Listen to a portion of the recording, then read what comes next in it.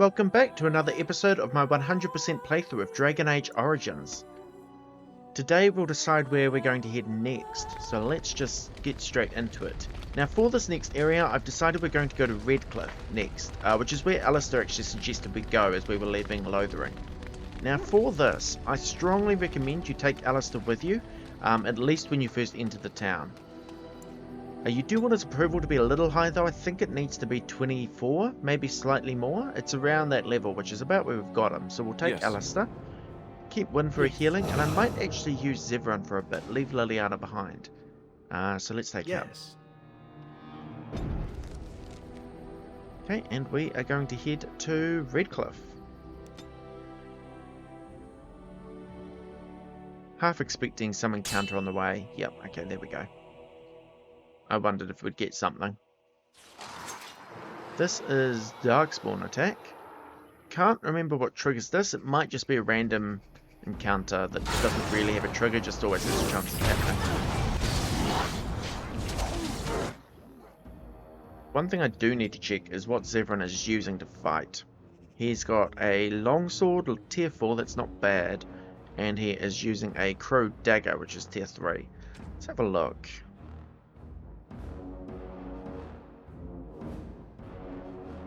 Okay, Beastman's dagger is tier 5. That is actually stronger than his crow dagger, so we'll take that.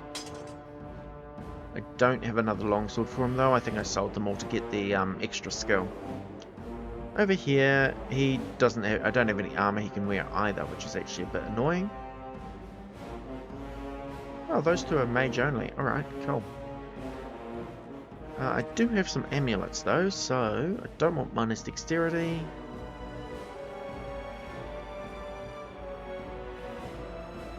Honestly, I think that's probably the best one for him. What's he currently got there? +2 dexterity. I could give him +3 defense. No, he can keep the dexterity. That's fine. Right.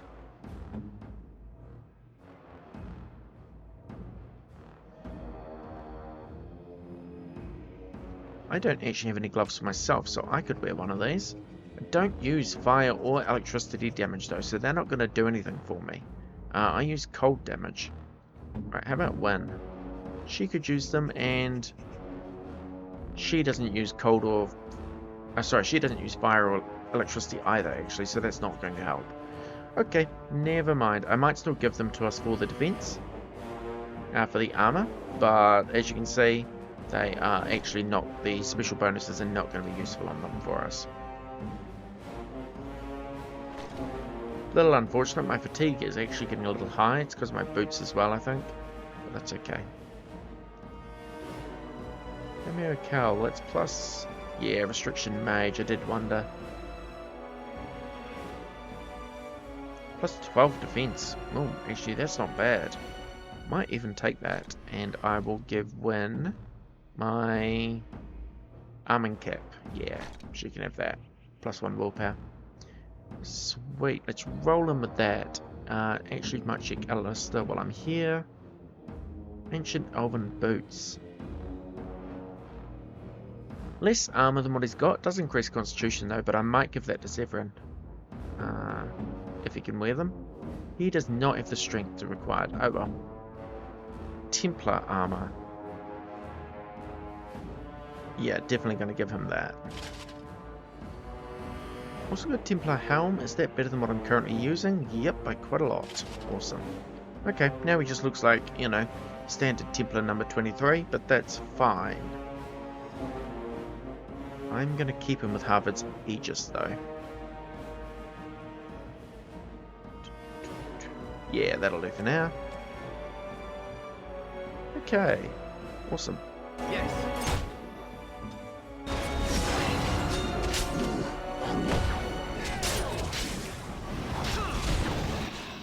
Okay, they're down. Need to deal with some of these other ones though.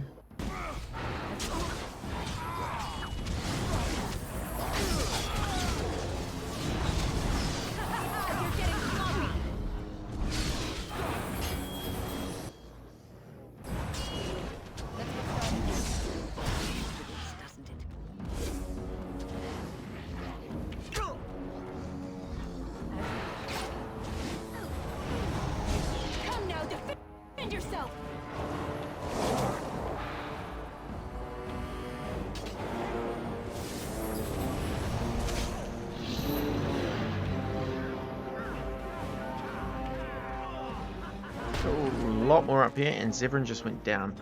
Actually going to get Winter Heal. Honestly, she needs more magic as well, but that's okay. We'll give her a Lyrium potion. And I could use one myself, so let's do that. Actually, a lot of Darkspawn here, a lot more than I was hoping for.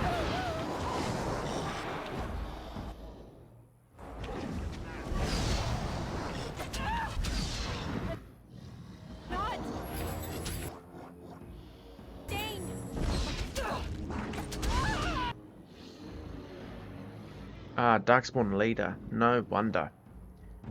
Alright, you need a stronger Lyrium potion, please. And then you can revive Alistair wherever he's gone. I'm going to keep taking out these rabble and ignoring the Darkspawn leader for as long as I can.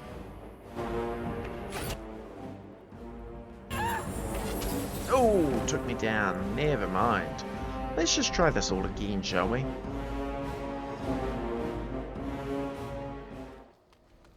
Ah, I'm going to have to redo this armor stuff. Alright. That's fine, I remembered what I did.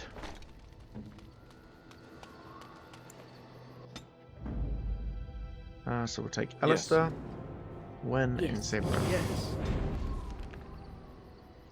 We may not even get the same encounter this time, so we'll see.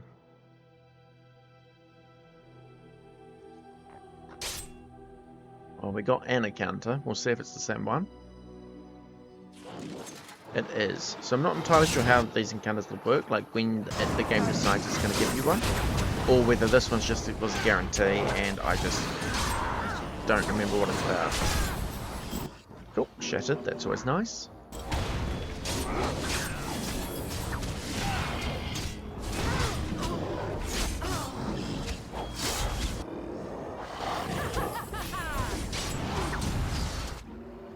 Okay, now I think it's just the guys back up on that ledge. I think I'm in a better spot than I was before. I'm just going to attack them down here. I am a ranged character anyway, so there's no reason for me to go running after them.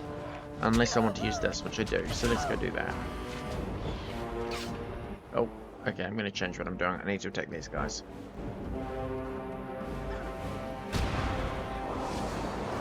Sorry, Alistair. Didn't mean to hit you with that. My bad. She is almost out of Lyrium. Let's give her another one. I'm actually not looking too flash myself, so let's do that.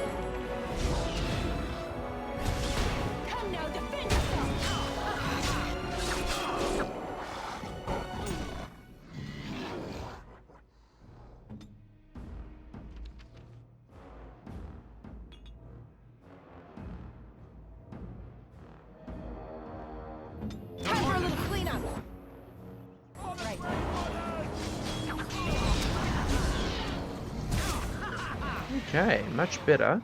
Now, just got these guys to deal with. Right.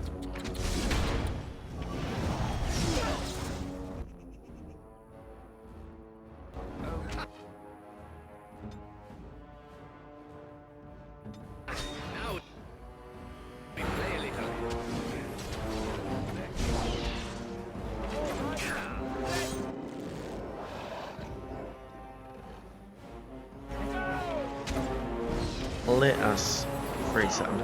And actually, if I'm really lucky, Alistair can use Overpower on him and shatter him. I don't know if he's immune to it or not. He might be. No, okay, he's immune to it. That's fine, I guess.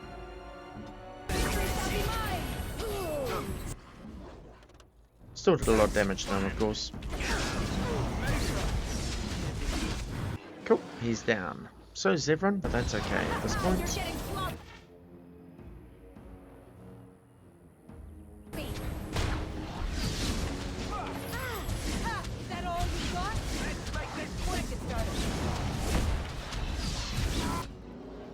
Let's make this quick, shall we?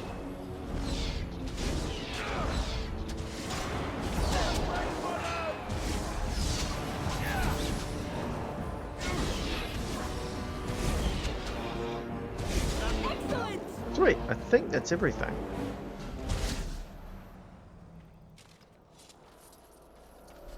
Okay, let's just loot this Darkspawn. Certainly need those potions. Let's get started. It's actually what I should have done while I was at camp, is buy more potions. But that's alright. Studded leather boots. I don't think Zevran has boots. Oh, he does. Harden the tier 4 light boots. What did we just pick up? Tier 2. Nope, what he's got on is better. Human corpse. Short bow. Garnets. There we go. Alright, this series here doesn't really seem to have a purpose. It is just a random encounter with Darkspawn. I'm assuming that happens randomly after Lothering is destroyed. But hey, if I'm wrong, it doesn't really matter. It's still just a random encounter. Okay, let's keep going to Redcliffe.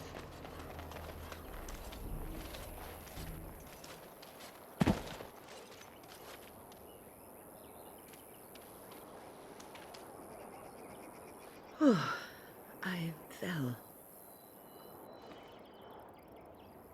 Never mind, I actually know what this random encounter is, and it's not as random as it first appears. Are you alright? For a moment there, I thought it was all over. You need rest, that's all. I will explain everything when we are back at camp. Now is not the time. This encounter happened because we have gained approval with Wynne, so we're ready to start her companion quest, and this is the start of her companion quest. We just need to go talk to her in camp to work out what's happening.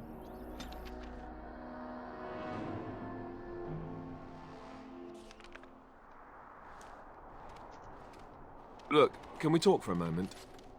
I need to tell you something. I should probably have told you earlier. Yeah, so this is why when you first enter Redcliffe, you want Alistair in your party, and you want to make sure he at least likes you a little. So you can have this conversation, because you find out some important information during it. This information, if you miss this cutscene, this information can only be found out much later in the Landsmeet, I believe. But getting it now is much easier later on. What's on your mind? Well, let's see. How do I tell you this? We're almost at Redcliffe. Did I say how I know Al Eamon exactly?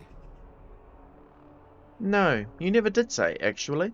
I'm a bastard. My mother was a serving girl at Redcliffe Castle, and she died when I was born. Al Eamon took me in and raised me before I was sent to the Chantry. The reason he did that was because, well, because my father was King Marek, which made Kaelin my half-brother, I suppose. Yeah, so Alistair is actually the son of the king, and the only one of his sons still alive, which could have interesting implications in terms of the throne of Ferelden in the future, if you decide to go that route. So you're not just a bastard, but a royal bastard? Ha! Yes, I guess it does it, that. I should use that line more often. I would have told you, but it never really meant anything to me. I was inconvenient, a possible threat to Kaelin's rule, and so they kept me secret. I'd never talked about it to anyone. Everyone who knew either resented me for it or they coddled me. Even Duncan kept me out of the fighting because of it. I didn't want you to know as long as possible. I'm sorry. I think I understand. Oh, good. I'm glad. It's not like I got special treatment for it anyhow. Al Eamon eventually married a young woman from Orlais, despite all the problems it caused with the king so soon after the war. He loved her a great deal. Anyway, the new Arlessa resented the rumors which pegged me as the Arl's bastard. They weren't true, but of course they existed.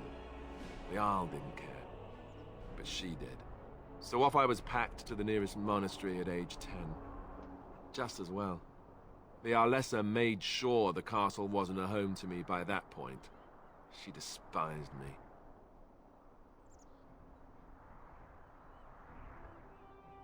Did she know the truth about you? She may have, but I think it's more likely that she feared the rumors might be true. I can't blame her for that. I remember I had an amulet with Andraste's holy symbol on it. The only thing I had of my mother's. I was so furious at being sent away, I tore it off and threw it at the wall. And it shattered. Stupid thing to do. The Owl came by the monastery a few times to see how I was, but I was stubborn. I hated it there and blamed him for everything. And eventually, he just stopped coming.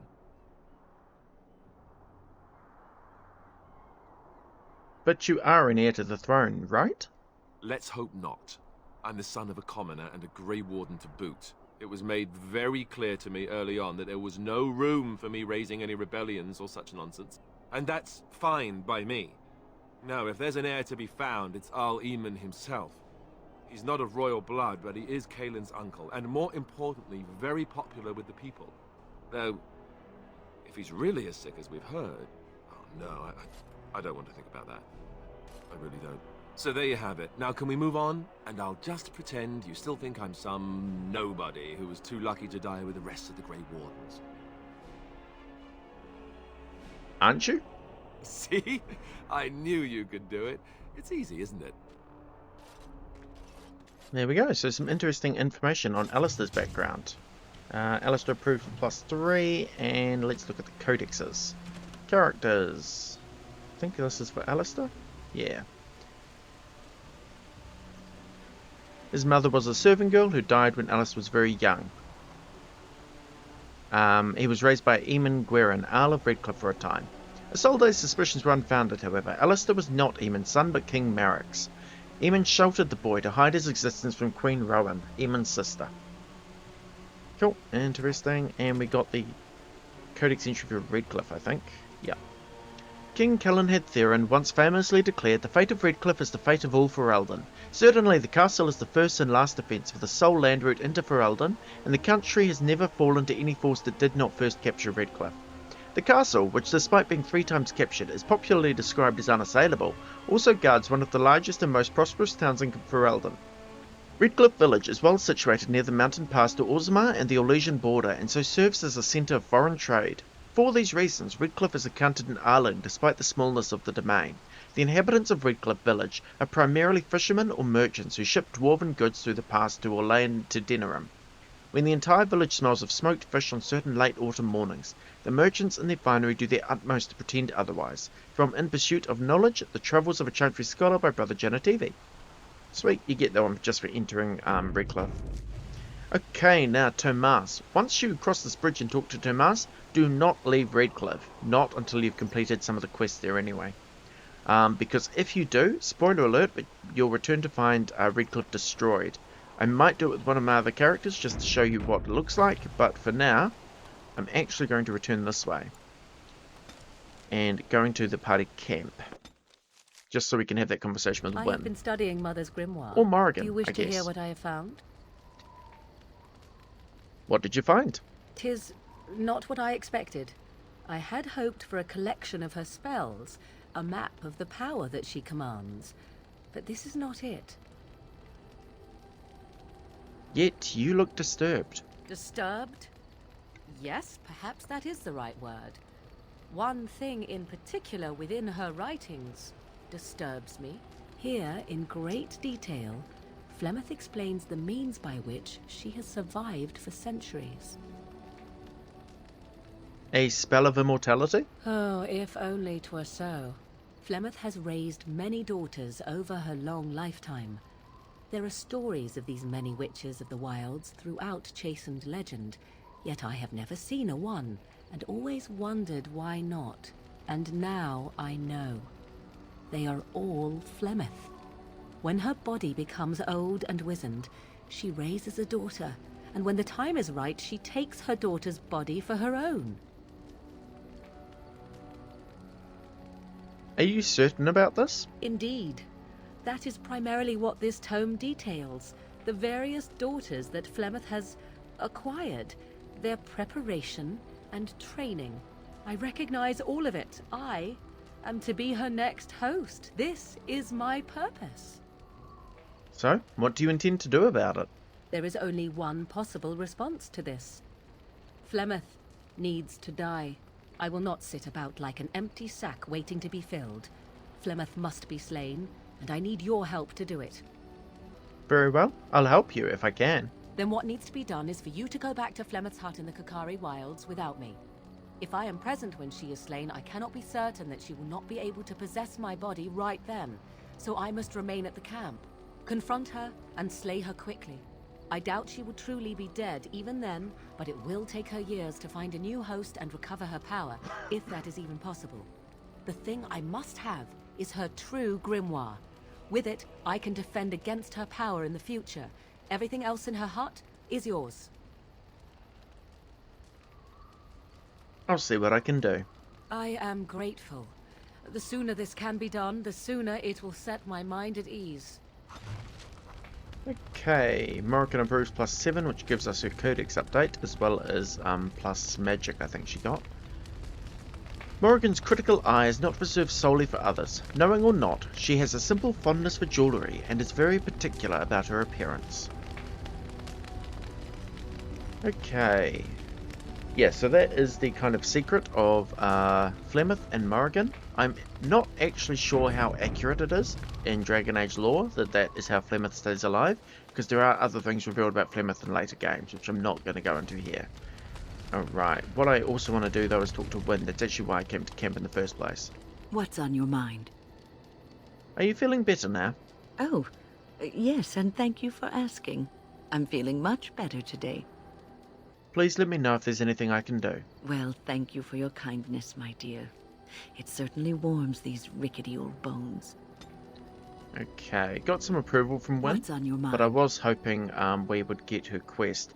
I think It is no we need more approval with Wynne before she'll give it to us. That's fine though. Let us go back to Redcliffe.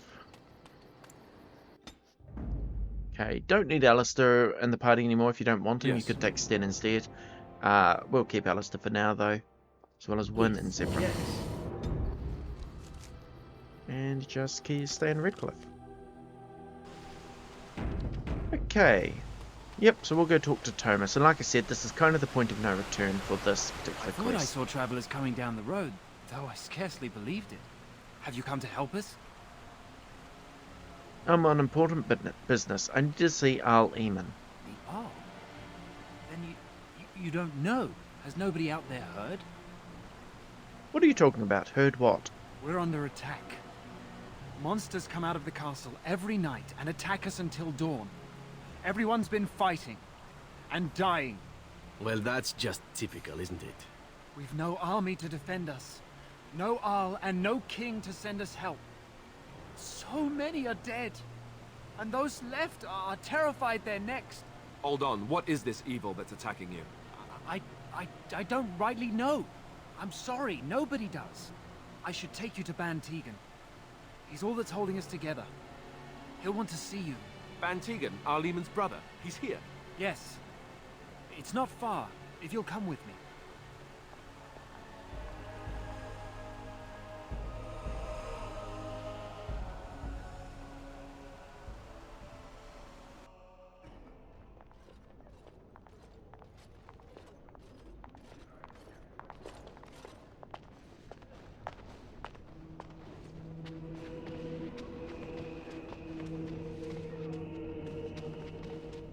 It's Thomas, yes? And who are these people with you? They are obviously not simple travelers. No, my lord. They just arrived, and I thought you would want to see them. Well done, Thomas. Greetings, friends. My name is Tegan, Ban of Rainersphere, brother to the Arl. I remember you, Ban Tegan. Though the last time we met, I was a lot younger and covered in mud. Covered in mud? Alistair? It is you, isn't it? You're alive! This is wonderful news. Still alive, yes. Though not for long if Tern Loghain has anything to say about it. Indeed. Loghain would have us believe all Grey Wardens died along with my nephew, amongst other things. You don't believe Loghain's lies? What, that he pulled his men in order to save them? That Cailan risked everything in the name of glory? Hardly. Loghain calls the Grey Wardens traitors, murderers of the king. I don't believe it. It is an act of a desperate man. So you are a Grey Warden as well. A pleasure to meet you.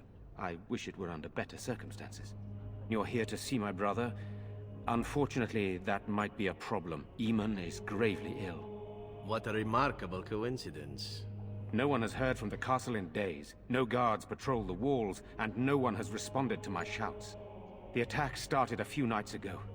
Evil things surged from the castle. We drove them back, but many perished during the assault.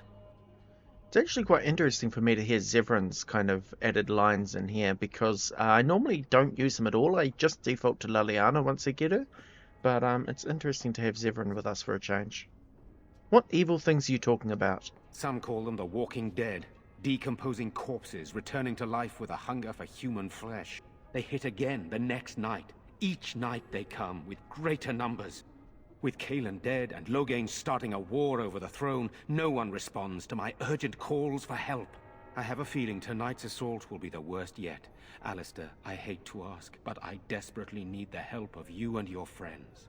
It isn't just up to me. Though the Grey Wardens don't stand much chance against Loghain without Arl Eamon. Of course we'll help. Thank you. Thank you. This means more to me than you can guess. Thomas, please tell Murdoch what transpired. Then return to your post. Yes, my lord. Now then, there is much to do before night falls. I put 2 men in charge of the defense outside. Murdoch, the village mayor, is outside the chantry. Sir Perth, one of Eamon's knights, is just up the cliff at the windmill, watching the castle. You may discuss with them the preparations for the coming battle. I want to discuss the situation with you. Of course. Actually, Very well. there is something I want to do. There's a quest, Village Under Siege. Alistair and Wynne both approve. What do you need? There is not much daylight left. Tell me more about yourself. This is hardly the time to be discussing personal details, don't you think? We will have to fight for our lives very shortly. I wouldn't normally bother, but he does say something I want to listen to. Come now, is knowing a little about you too much to ask? I beg your pardon, my lady. Where are my manners? What would you like to know? What will you do if Arl Eamon is dead? I don't know. If Connor lives, he'll be the Arl, and I'll need to help him with it. If he's... well, I don't want to think about that. Why have you stayed? Why didn't you just leave? After the first attack, I wanted to go for help, but I couldn't just leave these people. The Bannon gear up to battle Loghain, while Darkspawn loom to the south. Loghain won't send anyone, so Redcliffe is on its own. Do you have any family yourself? Oh, you mean, am I married? No, I've never had the pleasure. If I did, I'd be lucky to find a woman as lovely as yourself. Flatterer. If I may be so bold, what of you, my lady? Are you married? No, I'm not. I find that hard to believe. Surely that is a crime somewhere. But I am too bold, my lady. This is hardly the time for such banter. Please accept my apology. I've never had that interaction before. That's interesting. That's quite alright. I'm glad. What else would you like to know? Hey, he hasn't said what I was actually looking for. Skilled That's enough to know there are many far better than myself. Okay, perhaps we should get Good, back. then my secrets are still safe. I was worried for a moment there. Why are you in the chantry with the villagers? Sir Perth insists. He wants me to be with the villagers, so everyone he needs to protect is in one place. I don't mind, to be honest. The point of all this is to protect the villagers, and I can do that best here. This is the last line of defense, should things go amiss. Should things go amiss? Should the monsters find their way in. I would prefer not to fight in the chantry, but if they come, then so must it be. We could bring some men in to stand beside me, but I'd rather keep the monsters away from the villagers if possible. You have some of Arl Eamon's knights here? I have those few who returned from their quest. You know of this, yes? Yeah, he's talking about the quest for the Urn of Sacred Ashes. Yes, I question Isolde's decision to send so many knights in search of this relic. But I am a practical man, whereas she is a woman of great faith. Sir Perth was one of the knights sent on this quest. Perhaps you should speak to him if you wish to learn more. So what happens after the battle is over? Hopefully we can find the source and stop it before it causes any more damage. With luck, we'll also find Eamon and be able to help him. I should get back to work. Very well. Luck be with you, my friend. Codex updated. That was actually what I was trying to do. Was get this codex entry on Alessa Isolde. For the one who delivers the sacred ashes of Our Lady, we have seen the esteem of Redcliffe, and all the riches it is in my power to grant. The Arling of Redcliffe was the source of constant trouble for Emperor Ravel during the occupation. It was rumoured that since each new report sent the Emperor into a fit of violent rage, his court had taken to poisoning messengers before they could deliver their accounts. Isolde's family was the 10th to be given the difficult task of governing Redcliffe, and since most of the previous Earls had either been murdered by their bands or beheaded by the Emperor, they did not approach their job with a great deal of enthusiasm. Isolde met Eamon, not realizing he was the rightful heir to her father's domain, and quickly became smitten with him for being part of the resistance. Never mind that it was her family he was resisting. Perhaps a bit too romantic for her own good, she insisted upon staying behind with Eamon when the rest of her family was driven out. It's a bit of interesting lore about Isolde. I don't know if I've ever actually read that. Anyway. Also an update for Wynne. Not entirely sure what the update is because I've already read about the book thing there. Anyway, that's interesting. Just check there's nothing else. No. Sweet. Okay, now we have the task of preparing the village of Redcliffe for the oncoming assault at night. I'm scared, Mother. So let's have a wee look around. Demonic possession. Don't worry. Why do demons seek to possess the living? History claims they are malevolent spirits, the first children of the Maker, angry at their Creator for turning from them, and jealous of those creations he considered superior. They stare across the veil at the living and do not understand what they see, yet they know they crave it. They desire life. They pull the living across the veil when they sleep and prey on their psyche with nightmares. Whatever they can, they cross the veil into our world to possess it outright. We know that any demon will seek to possess a mage, and upon doing so, he will create an abomination. Most of the world does not know, however, that the strength of an abomination depends entirely upon the power of the demon that possesses the mage. This is true, in fact, of all possessed creatures. One demon is not the same as any other. Demons can, for instance, be classified. Enchanter Brahm's categorization of demons into that portion of the psyche they primarily prey upon is held since the Tower Age. According to Brahm, the weakest and most common of the demons are those of rage. They are the least intelligent and most prone to violent outbursts against anything living. They expend their energies quickly, the most powerful of them exhibiting great strength and occasionally the ability to generate fire. Next are the demons of hunger. In a living host they become cannibals and vampires, and within the dead they feed upon the living. Theirs are the power of draining, both of life force and of mana. Next are the demons of sloth, the first on Brahm's scale that are capable of true intelligence. In its true form, this demon is known as a shade, a thing which is nearly indistinct and invisible, for such is sloth's nature. It hides and stalks unaware, and when confronted it sows fatigue and apathy. Demons of desire are amongst the most powerful, and are the ones most likely to seek out the living and actively trick them into a deal. These demons will exploit anything that can be coveted, wealth, power, lust, and they will always end up getting far more than they give. A desire demon's province is that of illusions and mind control. Strongest of all demons are those of pride. These are the most feared creatures to loose upon the world. Masters of magic and in possession of vast intellect, they are the true schemers. It is they who seek most strongly to possess mages and will bring other demons across the veil in numbers to achieve their own ends. Although what they might be has never been discovered, a greater pride demon brought across the veil would threaten the entire world, from the Maker's First Children by Beta, Senior Enchanter of Ostwick, 812 Blessed.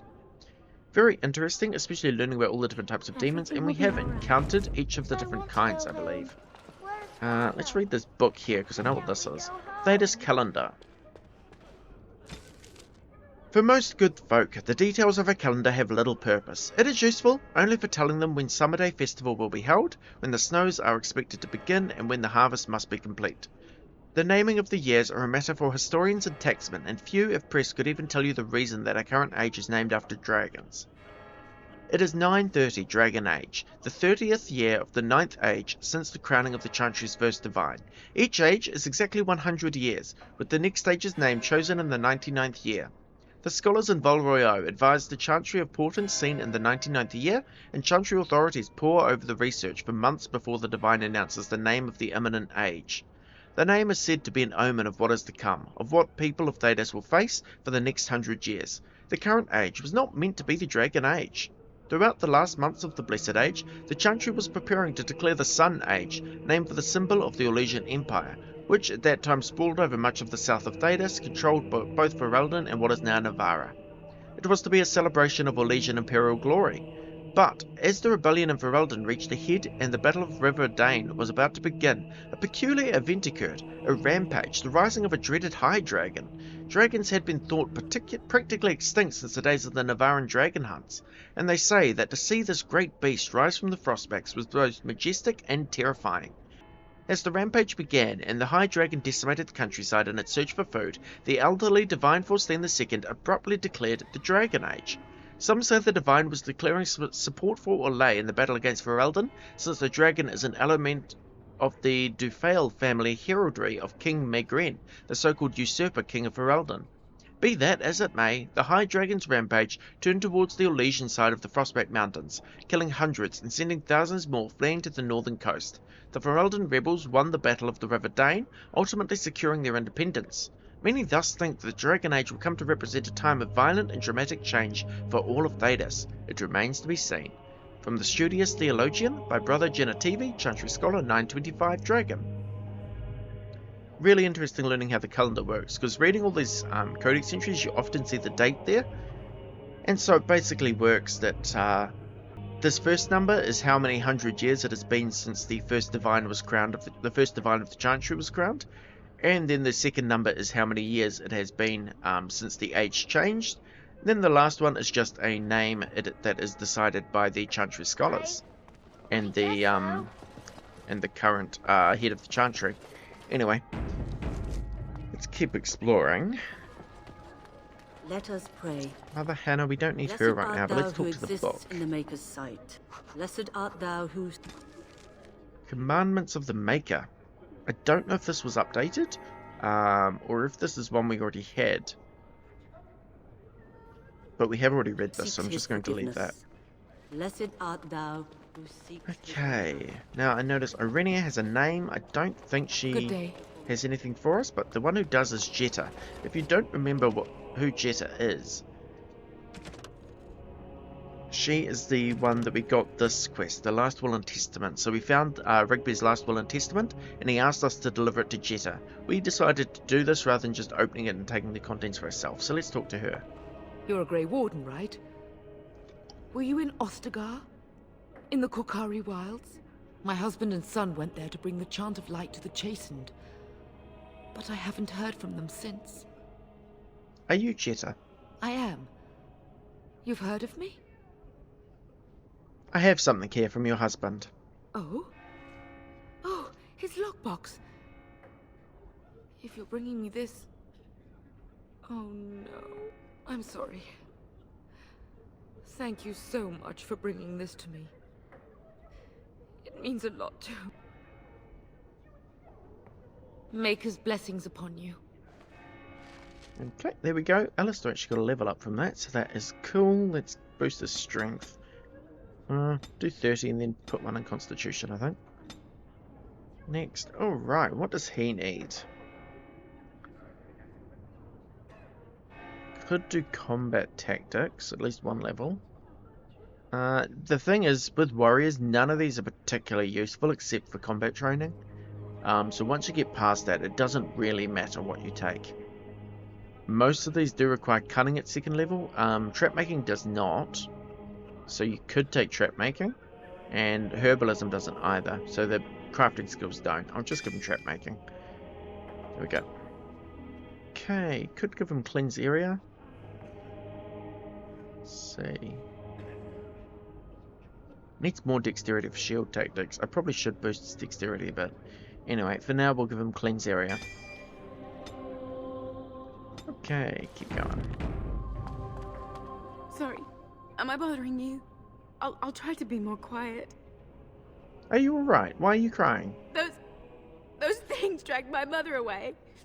I don't know what happened to her, but I hear her screaming all the time. Everywhere. And now my brother Bevan, he ran off. I don't know where he is. I'm so scared they got him too. Don't worry, I'll look for him. You will? Thank you so much. Please find him. I'm so scared for Okay, him. new quest, What are we and going Wynn to likes do? our response to that, so we'll keep going. What is that? Right, let's start by talking to Murdoch, who's the mayor of the village. So you're the Grey Warden, are you? I didn't think they made women Grey Wardens. I'm a mage as well, if it makes a difference. Well, now, that's just great. As if we weren't nervous enough as it was. Now we've got magic, too. We aren't gonna turn aside anyone who wants to help, though. Don't take me for being an ingrate or nothing. That's good. The survival rate of ingrates is remarkably low, so I hear. Name's Murdoch, mayor of what's left of the village, providing we aren't all killed and hauled off to the castle tonight. Let's try persuade. Have faith, good man, we will defeat this evil together. I hope you're right. I've been trying to hold us together, but it isn't easy. Anyhow, you're here, and they tell me you're in charge. What can I do to help? We need what little armor and weapons we got repaired, and quickly, or half of us will be fighting without either. Owen's the only blacksmith who can do it, but the stubborn fool refuses to even talk. If we're to be ready for tonight, we'll need that crotchety bastard's help. I'll see what I can do. I'd appreciate it. If he doesn't help, he'll die like the rest of us. What good will that do anyone then? Tell them to maintain watch. I don't want a Okay. surprise attack before the sun goes down. Now, there sir. is a What should we do until then? mechanic Pray. while you're and hope preparing for for a this miracle. battle with morale. Increasing the militia's morale will, I think, increase the damage in the battle, and if you lower it too far, it will actually decrease their damage in the upcoming battle. There are a couple of ways to increase morale. One of them is passing persuasion checks with Murdoch. There are two of them. I just passed one persuasion check. We'll see the second one later. But let's go deal with the blacksmith, Owen, who I believe is in here. Go away. Curse you. Leave me in peace. You've already taken everything out of my stores. There's nothing left. Is this Owen the blacksmith? I need to speak with you. Huh? Who is that? What do you want? I've been through enough. Persuade. I'd prefer not to speak through a door. Can I come in? All right, all right. Let me undo the locks. All I ask is that you don't make any trouble. Somebody's been drinking. So I let you in. You wanted to talk. Now we're talking. Mind telling me who you are? My name is Melody, a Grey Warden helping Ban Tegan. A Grey Warden, is it? It takes all kinds. Funny, you didn't sound like an elf through the door. Can't say I expected that. Anyhow, my name's Owen, though you might already know that. Care to join me as I get besotted? Or is there something in particular you wanted? The militia needs your help desperately. Why should I help Murdoch when he won't help me? My girl, Velena, is one of the Alessa's maids, and she's trapped up there in the castle, but the mayor won't send anyone for her. She's been my life since my wife passed on 2 years ago. Now she's dead, or soon to be. I don't care what happens to me or the village, or anyone! So you can you have two choices with Owen. You can either agree to help him find his daughter, which we'll do, or you can just attack and kill him. If you agree to help him, then he will start making repairs to the weapons and armor of the militia, which increases their approval.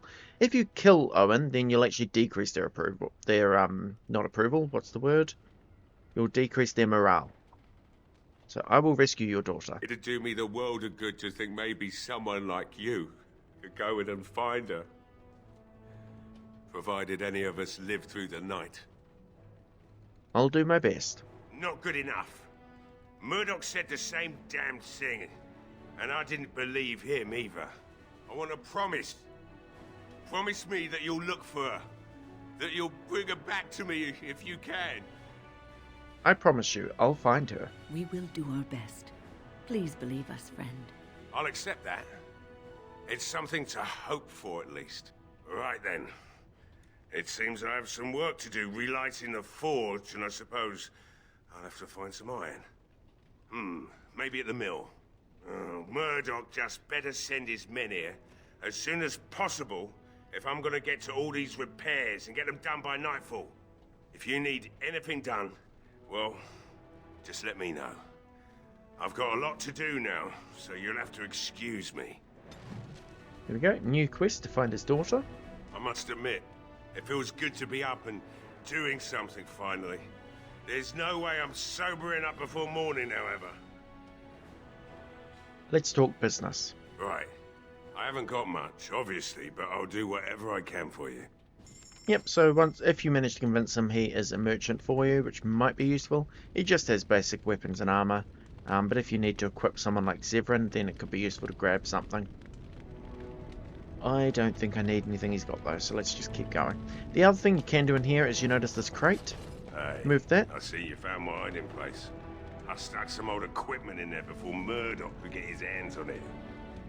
Yeah, so you can find the hidden trapdoor. I don't interact with it because if you do, I'm pretty sure Owen actually attacks you. So for now, we'll just leave. Okay, so that's one quest down. Let us explore over this way. No, in here. This is Caitlyn's home. She's the one who asked us to find her brother. Alrighty, there's a book. Here's the Legend of Calenhad Chapter 1. We read Chapter 2 not that long ago. But here's the start of the story. Prior to the crowning of King Calenhad, Ferelden was little more than a collection of independent Arlings and Tyrnaers that warred on each other constantly over petty matters. Calenhad was born in 510 Exalted, as the third son of a high-ever merchant on hard times. He was eventually sent to a distant cousin, a poor young knight named Sir Foranan, who made Calenhad his squire and dog handler. As the tale goes, Sir Foranan and his squire became caught up in one of the wars of unity at the time. Al-Murthin was a strong but generally disliked man, who was making a bid for kingship. Foranan's own lord, a young fool of an Arl named Tenedor, no older than Calenhad, was besieged by Murthin's forces at his castle, today known as West Hill. When Murthin called Tenedor out to parley, the young Arl asked for a volunteer among the squires, someone who could masquerade as Tenedor in the parley party. Calenhad kneeled before Tenedor and asked for the honour. Much to Tenedor's and Sir Foranan's dismay, Calenhad immediately identified himself to Al-Murthin. When asked by the Arl why he was there, Calenhad explained that he had been asked to take the place of his lord. The Arl said that he had planned to kill Tenedor. Was Calenhad willing to die in his lord's place as well? Calenhad impressed Murthin and his allies by saying that he was.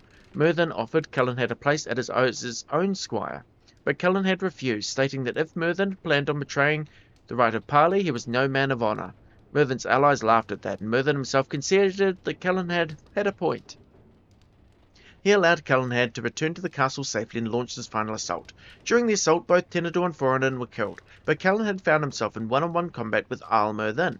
In front of all of Murthin's allies, Calenhad defeated the Arl and commanded he call off his armies. The Arl asked Calenhad who he professed to serve now, if both his knight and his lord were dead, to which Calenhad replied that he would do as his honour bade him to, for he had nothing else to. You are not a man known for your honour, Calenhad said, but I believe you wish to be. You allowed me to live once, and so now I do the same for you. Perhaps if more of our people lived by honour, we would learn to trust each other long enough to live together. And with that, Calenhad withdrew his sword. I am humbled by your words, Al-Murthin told Calenhad, dropping to one knee. To his allies, he shouted that he now knew he would never be king, but he knew who should be. With that, Murthin pledged allegiance to Calenhad, whom he named Tern and ruler of Tenedor's lands. From the Legend of Calenhad by Brother Heron, Chantry Scribe 810 Blessed. Okay, now if we head in here...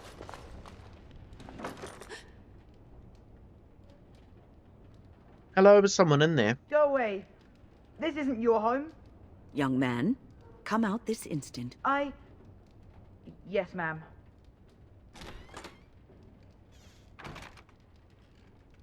All right. I came out. You won't hurt me. Will you? I'll go back to the Chantry if you really want. Yeah, so if you have Wynn or, I believe, Sten in your party, they will get the boy to come out quite easily. Otherwise, you've got to convince him yourself, I think. First, tell me what you were doing in there. I can't tell you. It's a secret. Persuade. Are you sure? Maybe I could help you. You could. Alright, I guess. Father said I could have his sword when I grew up. It was Grandfather's, and Grandfather was a great dragon slayer. I thought, if I was brave like Grandfather, I could use his sword and... kill the bad people who took Mother. Where is this sword now? In the chest. In Mother's room. Father gave me a key, but I'm not supposed to give it to anyone. So you have a couple of ways to get the key if you want it. Perhaps I could help you and your sister in return. You could persuade him or intimidate him. We'll just try the neutral option. You could? Maybe you could give my sister money? She said if we had money, we'd be alright. Even if Mother is dead.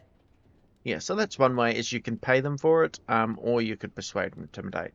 I'll talk to your sister about it, I promise. Oh, alright. Here's the key. I hope you use it to kill a lot of those bad people. I should go back to the chantry. Good luck. Okay, so we got the key. Let's go up and have a look at the sword.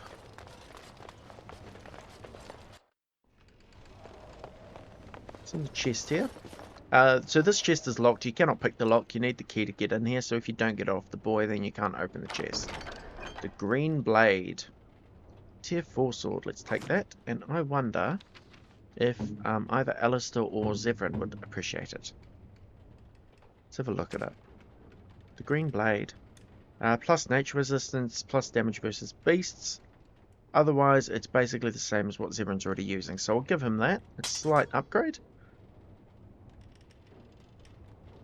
Cool. Is there anything else up here? Yep, a bookshelf. Cautionary Tales for the Adventurous. Let's read that.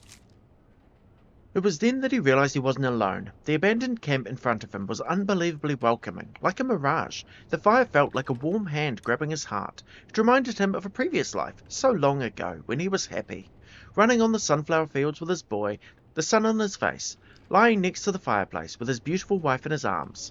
He felt a sharp pain in his heart. His thoughts shifted to that fateful day when everything changed. Blood was everywhere. He held the body of his dead wife in his arms. Around him the ashes of his burned house fell like snow. The stench was terrible. It smelled like darkspawn. He grabbed his axe, touched the icy cold hands of his boy, and left. He would kill them. He would kill them all. The pain in his heart was unbearable. He opened his eyes and saw the second most terrifying thing he would see in his life. A shadowy wraith leaning over him, leeching his life away. Around him, the camp was gone, replaced by something familiar, almost peaceful.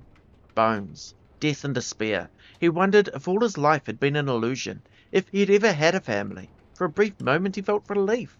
You can't lose something you've never had. But being this close to death brought clarity. He knew it was real. Everything else was the illusion. You could see a smile on his torn face. He had been waiting for this moment for a long, long time. He lifted his weak arms, grasping the demon's face, and kissed it. It felt like kissing a cloud made of sand and dust.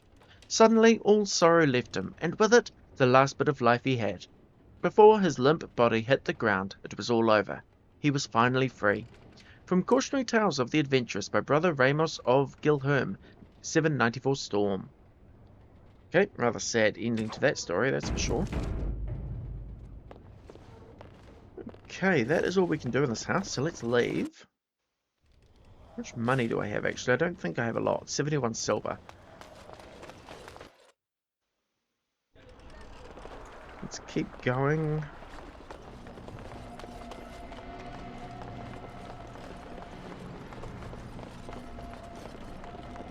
Oh, okay, went the wrong way. That's fine. Let's come around and go this way.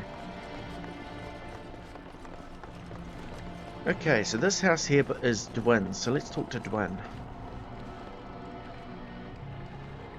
If your character is lockpicking, you can pick the lock through the dialogue option. Otherwise, knock on the door.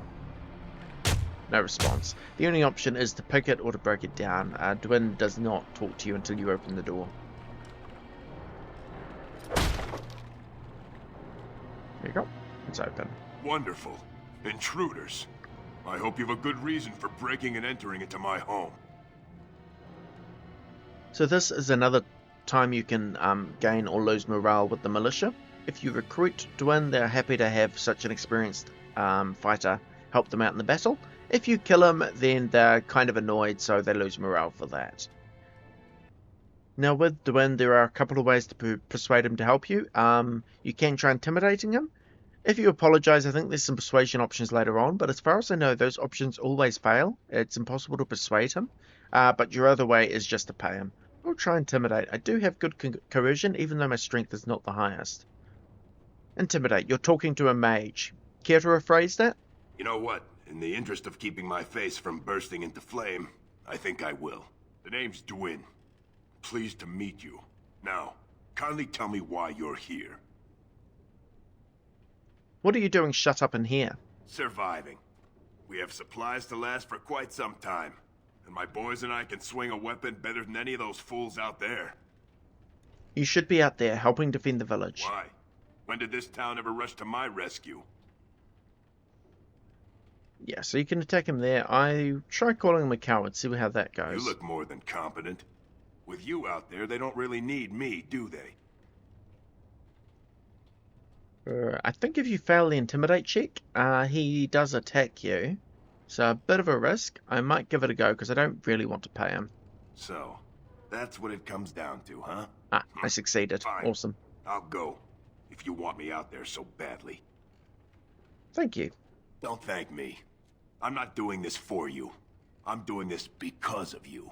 Go tell Murdoch he won. And I better see you out there in the square when those creatures come. Alright, well that was successful. Let us have a quick look around his place. I should also point out that Dwyn is involved in a companion quest actually later on. A companion quest we don't have yet. So if you've got that quest, you might notice some different dialogue options with him. Okay, there's nothing in this house, so let's just get out.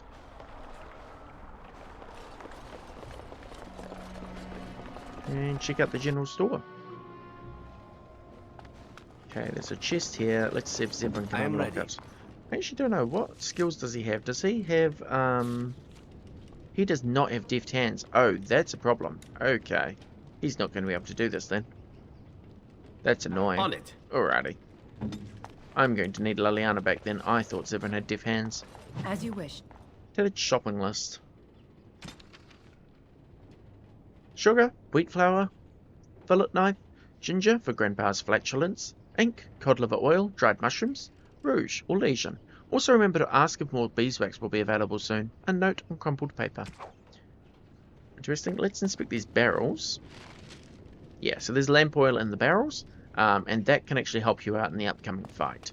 And your quest is updated to reflect it.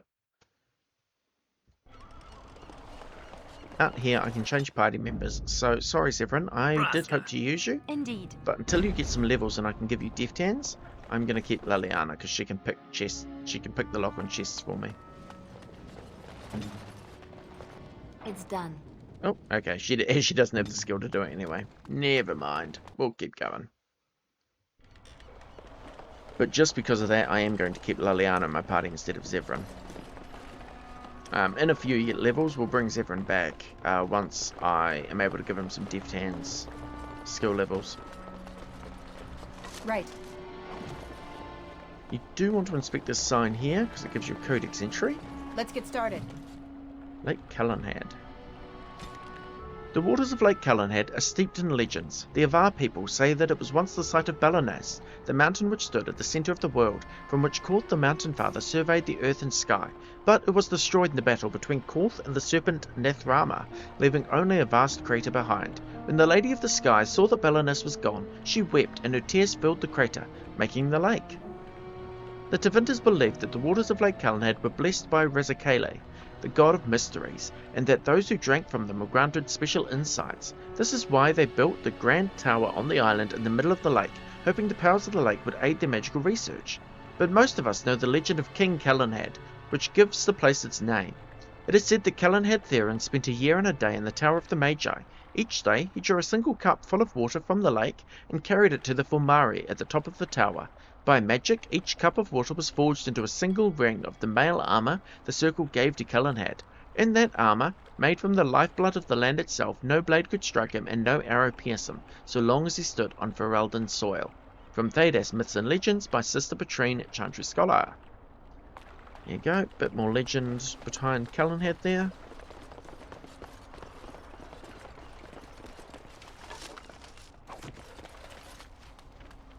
Where are you going? I thought you were going to help us. Ah, this is the game warning you against leaving. I'm not going anywhere. Oh, it looked like you were. If you did leave, I doubt we'd still be here when you got back. I'm just saying. I didn't realize... How did I end up here? I didn't realize I was here. I was in the town. I think I hit some sort of glitch or As you something. wish. Or I just didn't realize where I was, I suppose. That's fine. I'm not going to leave the town. We promised to help. The one place you can leave to, I should say, is the party camp. You're absolutely fine to go there. Okay, well, here's the windmill. To talk to Sir Perth, I believe he has a quest for us. Greetings, Grey Warden. I am as relieved as Ban Tegan is to see you here. I must admit, I do not know how to address an elf in your position. I do not wish to be rude. Call me Grey Warden, for that's what I am. Grey Warden it is then, and thank you kindly. I am Sir Perth, until recently in direct service of Arl Eamon of Redcliffe. For now my charge is defending the village from these evil assaults. Would that I had chosen not to seek out the urn of sacred ashes.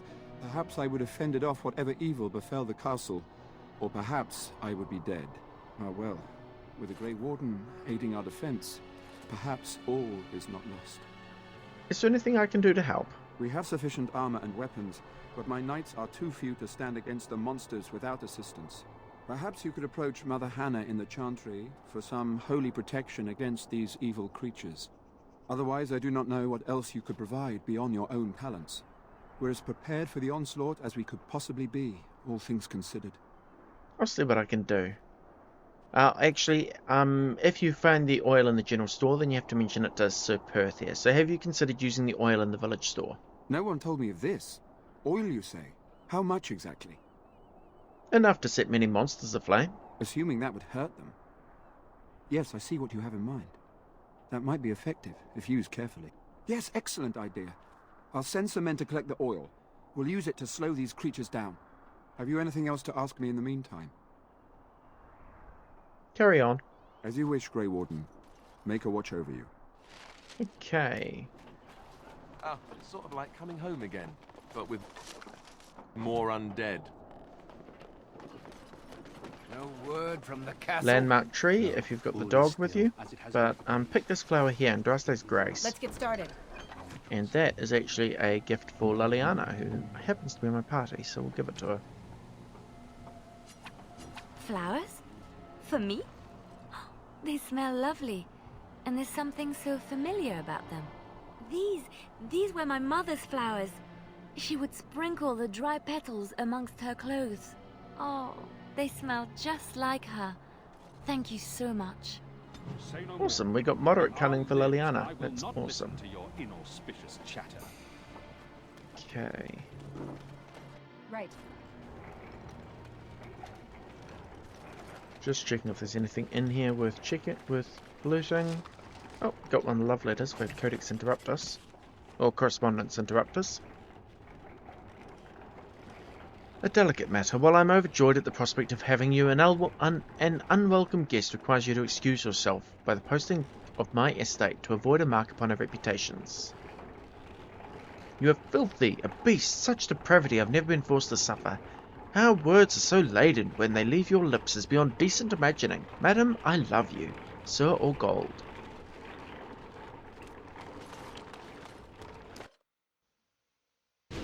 Okay, let's head back into the town, deal with this quest for Sir Perth. But on the way, there's a couple of other things we can do. When? Is this yours? Oh, the component. Thank you, dear. I was wondering where it got to. Okay, this house here just has a person in it, but Durnal Garrison. Yes? What can I do for you? Don't remember him. We are meant to conscript him for the Blackstone Irregulars. I knew this time would come. I should have listened to my wife. Don't sign that paper, she said. They might pay you a few sovereigns now, but they'll be back. Blast. I'll see you on the front lines, I suppose. Okay. And there is a couple of things to have a look at in here, including a locked chest. Let's see if Liliana can do this one. Where's the spirit barn? All good. Ready. And there is a bookshelf to have a look at. As you wish. The Ballad of Aisley. The wind that stirs their shallow graves carries their song across the sand. Heed our words, hear our cry, the grey are sworn, in peace we lie. Heed our words, hear our cry, and names recalled we cannot die. When darkness comes and swallows light, heed our words and we shall rise. From the Ballad of Aisley, said to have been written after the Battle of Aisley, which ended the Fourth Blight, 520 Exalted. There you go, just a wee song, or part of a song. Okay, let's keep going.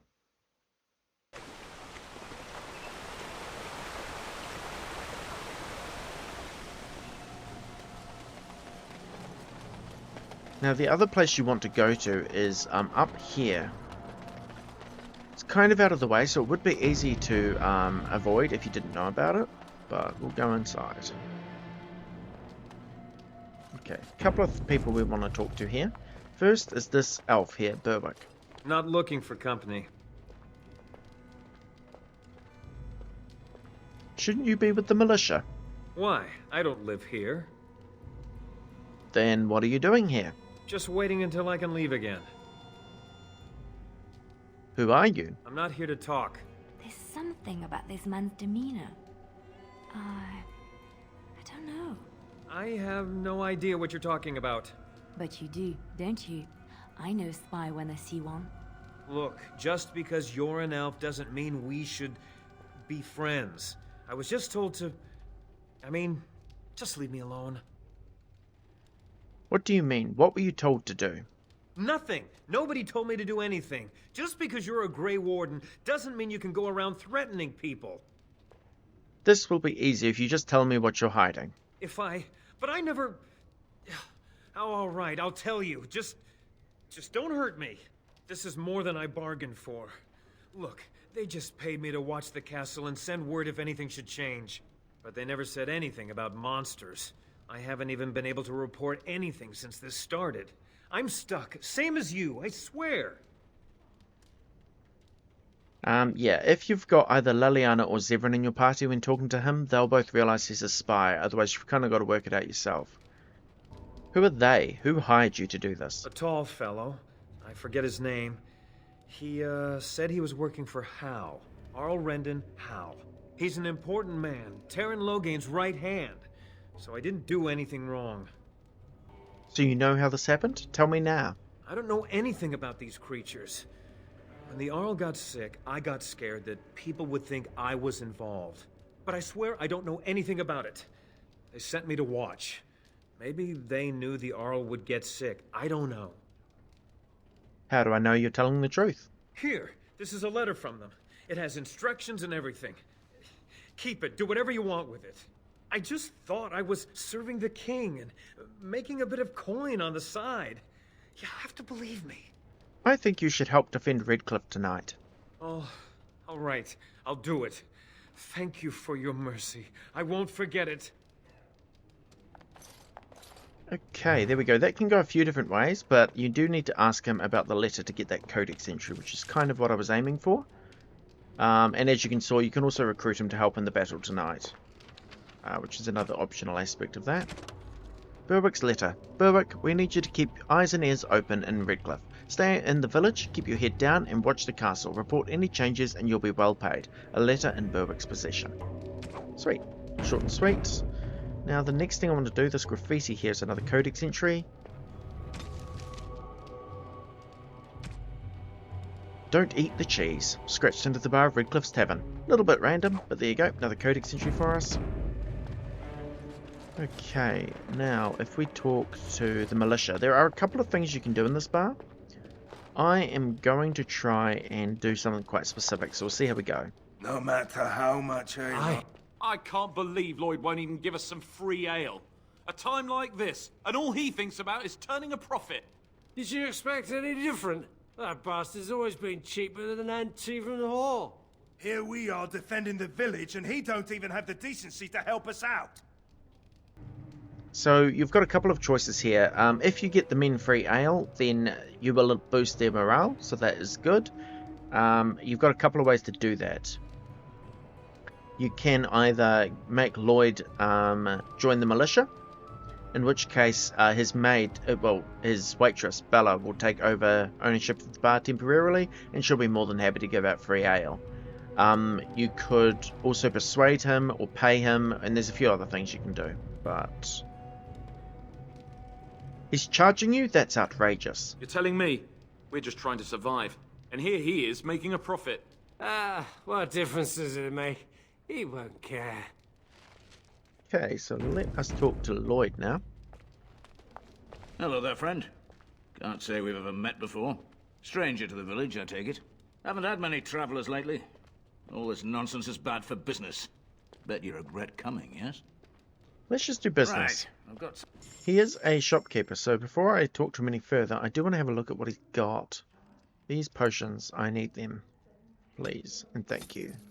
And that one too. Okay, aside from that, as you can see, he doesn't have particularly good stuff. Got a few crafting things, but that's about it. Hey, what can Lloyd get you? I hear you're charging the militia for ale. Why shouldn't I? They may not have much coin, but I'm not giving it away for free. The money won't help you if you're dead. Hey, there's no need for that kind of talk. That's murder. Would anyone miss you? Do I want to do that? Nah, I don't really want to kill him, else I can get but... Name... We don't get many elves out here. You're run away from the city.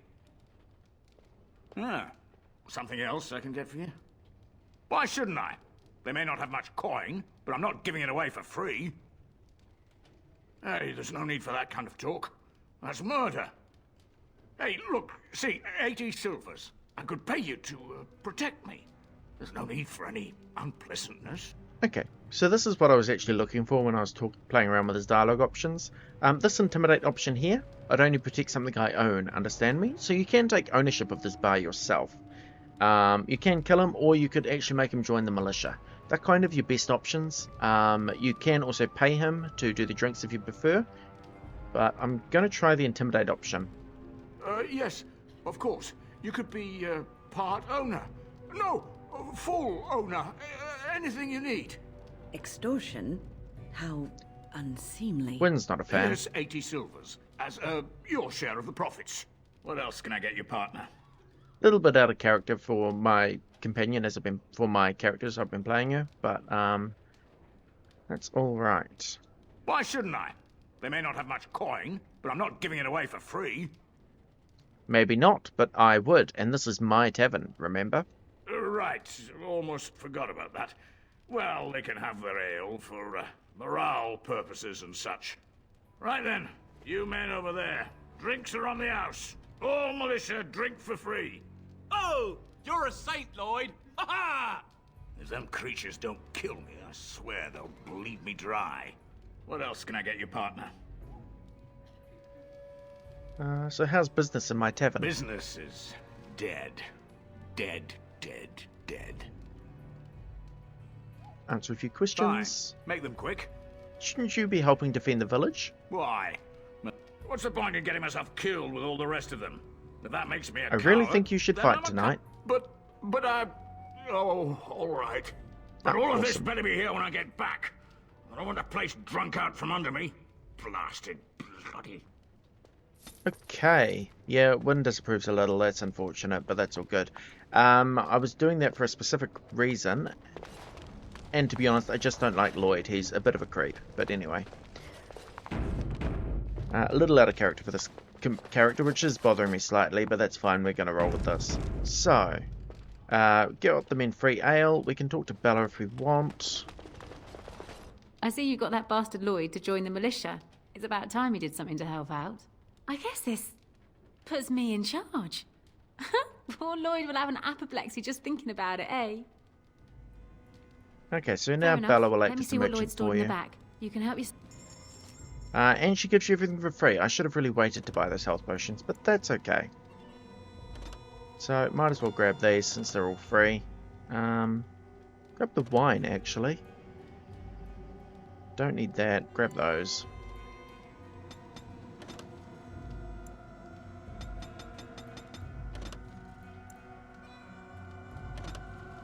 May as well, since she's willing to just give it all to us. Okay, so there we go. These are the sort of things you can do at the bar, and we'll come back here after the battle and see how it goes.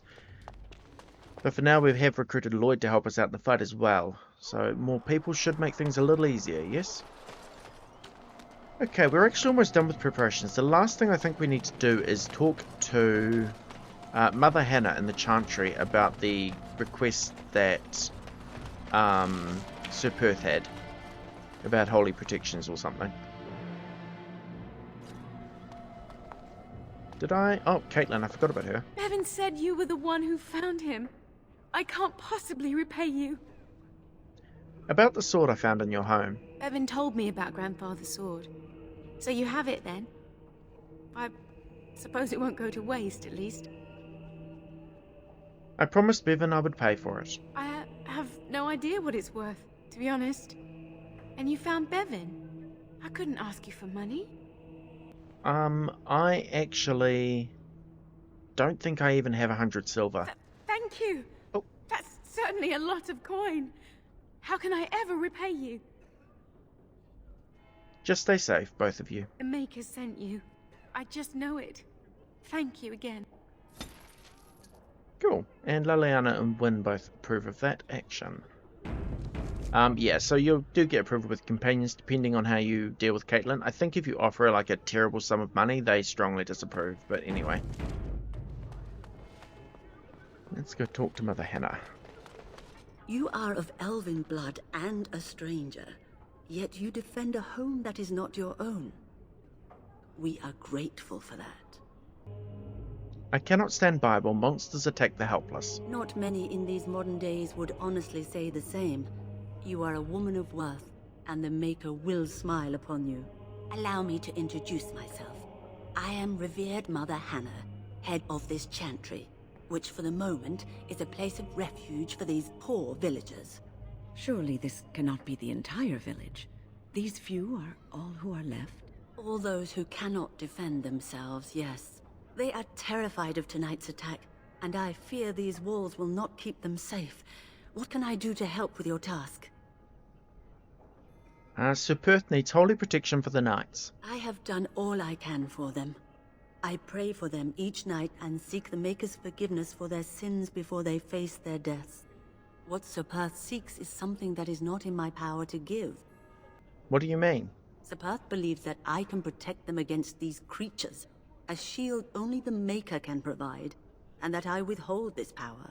Well, can't you just tell him the Maker will watch over him? Morale is a powerful thing, you know.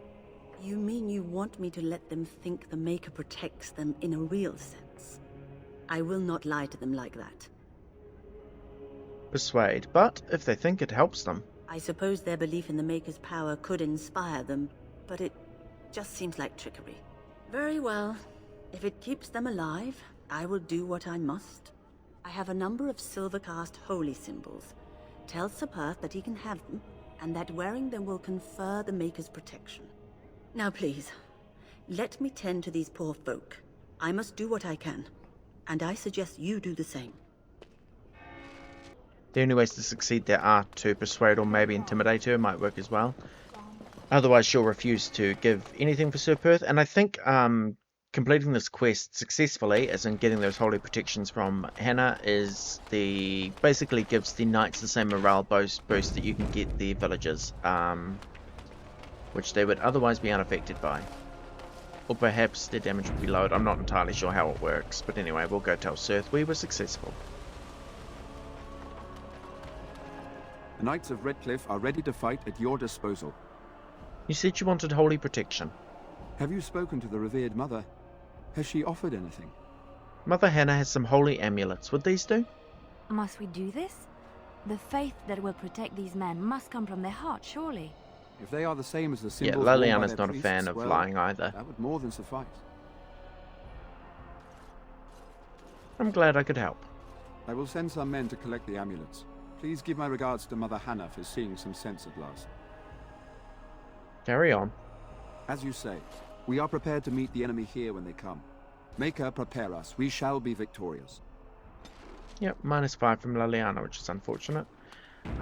Okay, with that, I think we are prepared for the siege. So we have done Sir Perth, we've convinced Dwin to help. Perth is going to use the oil to set the undead on fire. Perth is happy with the amulets, and the militia can now drink as much as they want, as often as they want.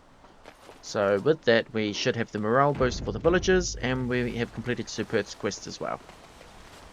So with that, I'm actually going to end this episode here. We will deal with the attack on Redcliffe next episode. So, yeah, thank you for watching, and I hope to see you next time.